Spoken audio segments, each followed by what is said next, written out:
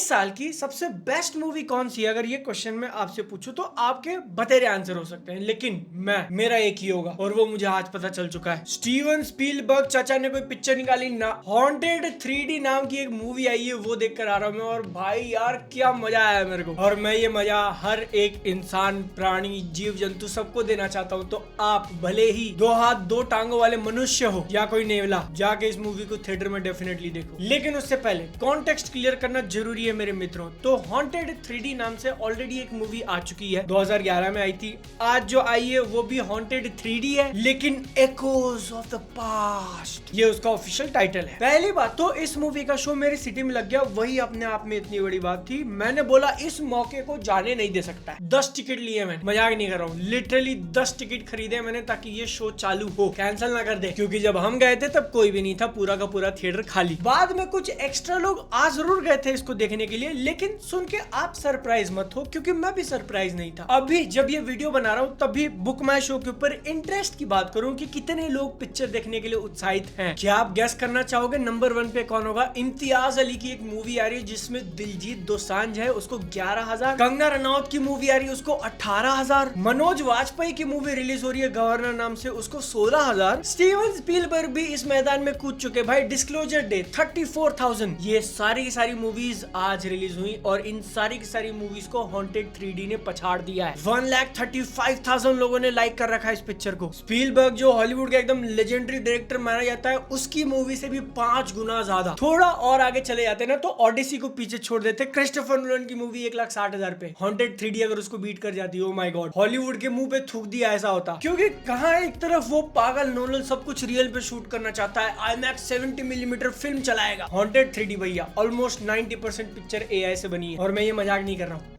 I am dead serious। Dead को भी तुम एकदम भारी भरकम बोल्ड कैपिटल लेटर्स में लिखो। मुझ पे बिलीव नहीं कर रहे हो तो जाके इस मूवी के 3 टीजर लॉन्च हुए हैं अभी तक, तीनों को जाके देखना, क्योंकि फिर आपको पता चलेगा कि एक नकली मूवी कितनी नकली हो सकती है। और अगर आप पहले से जानते थे तो लेट मी टेल यू कि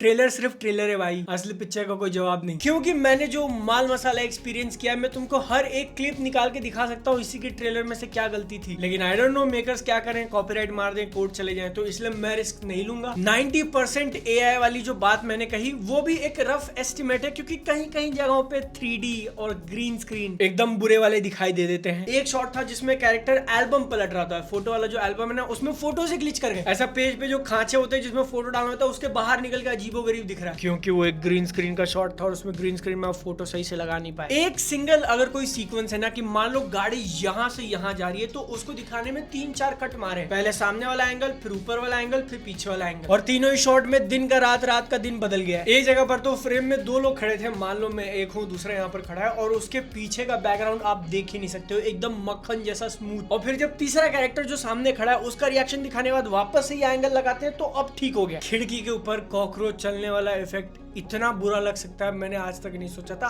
अगर तुम ऑनलाइन कोई भी एक कॉकरोच का 3D मॉडल डाउनलोड करके चिपका दो, इससे बेटर लगेगा। फोन से जो लोग एडिट करते हैं, फोन में भी अगर आप एडिट करोगे तो भी इससे बेटर लगेगा। मेरा मन कर रहा था मैं फोन निकाल कर रिकॉर्ड करके आपको प्रूफ दिखा दूं, लेकिन फिर मैंने बोला भाई, आपको पता है ना थिएटर के अंदर वीडियो निकालना एक जुर्म है, तो आप जो भी स्नैप वगैरह करते हो या स्टोरी वगैरह लगाते हो उसके लिए जेल जा सकते हो। इस मूवी के मेकर्स इतना ज्यादा AI के ऊपर रिलाई कर गए ना, कार का कार बदल जाता है भाई सीन में। कहीं कहीं जगहों पे रियल वाली गाड़ी उन्होंने यूज करी है, ठीक है, मारुति सुजुकी ब्रेजा या विटारा ब्रेजा जो पहले आती थी, ठीक है, ये रियल वाली गाड़ी थी क्योंकि कैरेक्टर्स उसके साथ इंटरैक्ट करते हैं और सुजुकी का लोगो वगैरह गाड़ी अच्छे से दिखती है। लेकिन फिर थोड़े टाइम के बाद एक शॉट आएगा जिसमें सुजुकी का लोगो तुमको स्कोडा जैसा दिखने लगेगा। गाड़ी का नंबर प्लेट एक टाइम पे GJ गुजरात वाला है, तो एक टाइम पे बाहर वाला। और ये मैं अलग अलग सीन्स जो आधे घंटे बाद होते हैं उसकी बात नहीं कर रहा हूँ, सिंगल सीक्वेंस का पार्ट। यहाँ पर तुम देख रहे हो गाड़ी को कैमरे के सामने आते हुए, वहां पर एक गाड़ी है और ठीक अगले ही शॉट में गाड़ी का नंबर प्लेट बदल जाएगा, गाड़ी का लोगो बदल जाएगा। ये बग नहीं फीचर हो सकता है। यहाँ पर आप में से कुछ लोग क्लेम कर सकते हो कि यार वो मे बी भूत का इफेक्ट हो, कैरेक्टर्स वहां पे फंस चुके हैं तो रियलिटी ब्लेंड हो चुकी है, but I don't believe you, क्योंकि आपने पिक्चर नहीं देखी। एटलीस्ट इन्होंने इंसान तो रियल वाले यूज किए और मुझे लगता है कि उतने ही रियल थे। कोई भी एक सेट खड़ा किया होगा? I don't think so. हाँ, मूवी के सेकंड हाफ में जब क्लाइमैक्स चालू होता है तो वहां पर 5-10 मिनट के लिए एक सेकंड, ये अब चीजें रियल क्यों लग रही है? मुझे वो AI वाला इफेक्ट फील नहीं हो रहा है। तो हो सकता है कि उतने पोर्शन के लिए इन्होंने एकदम जबरदस्त वाला एआई यूज किया होगा, या फिर इनका 3D काम बहुत बढ़िया हो गया, या फिर जेन्युइनली असली वाला सेट खड़ा किया था। लेकिन फिर वो मात्र 15-20 मिनट के लिए ही है 2 घंटा 15 मिनट की पिक्चर में से, क्योंकि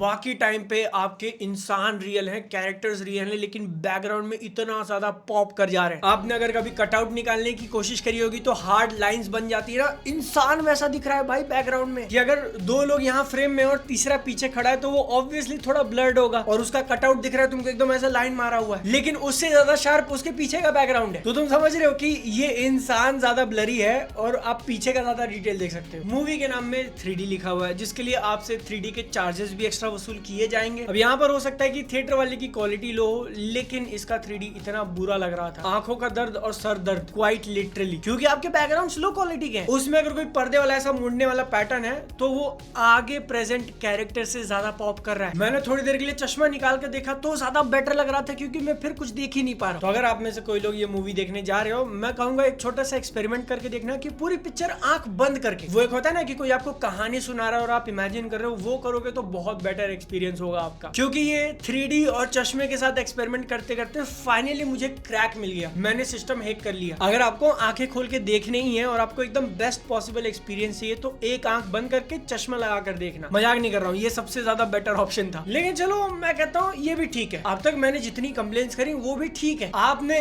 एक प्रोफेशनल मूवी बनाई है जिसके लिए आप लोगों से पैसे चार्ज कर रहे हो कि अगर देखना है तो थिएटर में आओ, हमको पैसा दो। उसके लिए मेकर्स ने एआई वगैरह यूज किया, वो क्वेश्चनेबल है, लेकिन चलो फिर भी ठीक। चलते चलते किसी भी सीन के अंदर एक आधा फ्रेम या आधे सेकंड का 1 सेकंड का ऐसा सीक्वेंस आएगा, ब्राइटनेस वैल्यू चेंज हो गई, लुमिनेंस उसका एकदम से ज्यादा हो गया, एकदम से कम हो गया, कॉन्ट्रास्ट बढ़ गया, कैरेक्टर अगर ऐसे कोई डायलॉग बोल रहे तो उसके आंख में व्हाइट बॉक्स दिख रहा है और वो भी आता है चला जाता है। एक सिंपल सा शॉट है जो इसके ट्रेलर में भी आपको दिख जाएगा, अगर आप जाके ध्यान से देखोगे तो ग्लास का जार होता है छोटा सा, उसको नीचे गिरना है, गिर के टूटना है, वो भी एआई से बनाया है भाई, और वो भी इतना नकली लगता है। मुझे जेन्युइनली जानना है कि इस मूवी का बजट था कितना और उसमें से एआई के ऊपर कितना पैसा खर्चा किया। देयर इज अ पॉसिबिलिटी कि मूवी के मेकर्स ने एक्चुअली सीजीआई पे पैसा खर्चा किया, लेकिन अपने को एआई लग रहा है क्योंकि आजकल देख देख के दिमाग वहीं पर खराब हो गया हम सबका। लेकिन ये जो मैं ग्लिचेस की बात कर रहा था ना, वो अभी भी खत्म नहीं हुआ है, ऐसे ही कुछ चलता रहेगा और यहाँ से इतना सा फ्रेम ब्राइट हो जाएगा, उसका कलर शिफ्ट हो जाएगा। मूवी का क्लाइमैक्स आया, वहां पे सबटाइटल गायब हो गए, पूरी पिक्चर में थे, एंड आते आते उन्होंने बोला बस हो गया भाई, सबटाइटल भी नहीं डालेंगे। अगर आप इस मूवी को काफी पहले से ट्रैक कर रहे हो तो आपको शायद पता होगा कि इसका ऑफिशियल अनाउंसमेंट पिछले साल हुआ था, नवंबर में ये रिलीज होने वाली थी 2025 के। तो इसलिए इस मूवी के अंदर जब भी कैरेक्टर्स कहते हैं कि 2026 चल रहा है या कोई डेट कहते हैं, तो वहां पर वो एक वो डायलॉग अलग आवाज में सुनाई देगा तुमको। लड़की पूछती है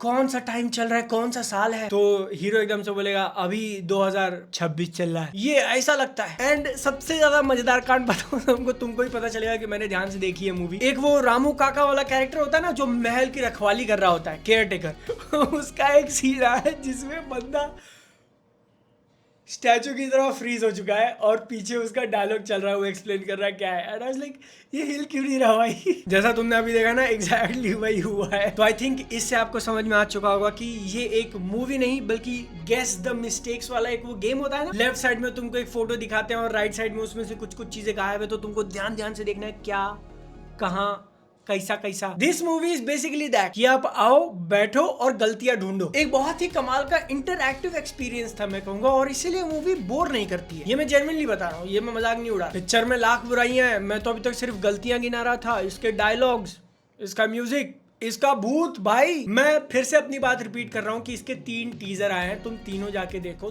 तीनों में तुमको अलग अलग भूत दिखेंगे, जबकि वो है इकलौता इंसान। ये है आपका एआई। ऐसे बनेगी picture. Haunted 3D echoes of the past को देखकर जब मैं बाहर निकला ना, तो मेरे को एक ऐसा रियलाइजेशन हुआ, यार आदि पुरुष गणपत मुझे माफ कर दो, आई एम रियली सॉरी। हम सब ने, पूरे इंडिया, पूरी दुनिया की तरफ से कलेक्टिवली मैं माफी मांगता हूँ कि हम सब ने आपको काफी हार्श जज किया, because this is way verse. And बुरा लगता है यार कि क्या हालत हो गई है, ऐसी हॉरर मूवीज बन रही है इंडिया के अंदर कि मैंने अभी तक इस वीडियो के अंदर ना एक्टर्स के परफॉर्मेंस की बात करी है, पिक्चर की कहानी क्या है ये सिनॉप्सिस भी नहीं बताया मैंने, क्योंकि वो फर्क ही नहीं पड़ता उससे, मूवी है ही इस क्वालिटी की। और अगर आप में से कुछ लोग डिफेंड करने जाओगे कि यार मे भी शायद बजट ना हो उनके पास इसलिए ऐसा कर, अरे हॉलीवुड में जो अपने से ज्यादा बड़ी इंडस्ट्री है, ज्यादा पैसा वो खर्चा करते हैं हर एक पिक्चर में। उन्होंने जब 10 करोड़ में ऑब्सेशन नाम की पिक्चर बना दी, ये हॉन्टेड 3D में 10 करोड़ से तो ज्यादा फूके होंगे भाई, ऐसा मेरा मानना है। At the end of the day मैं कहूंगा कि आप प्लीज अगर टाइम है, पैसा है, तो जाके इस मूवी को देख कर आओ डेफिनेटली। और जितना ज्यादा हाई होके देखोगे उतना हायर जाओगे, मजाक नहीं कर रहा हूँ, एकदम ट्रिपी एक्सपीरियंस। बाकी जो मैंने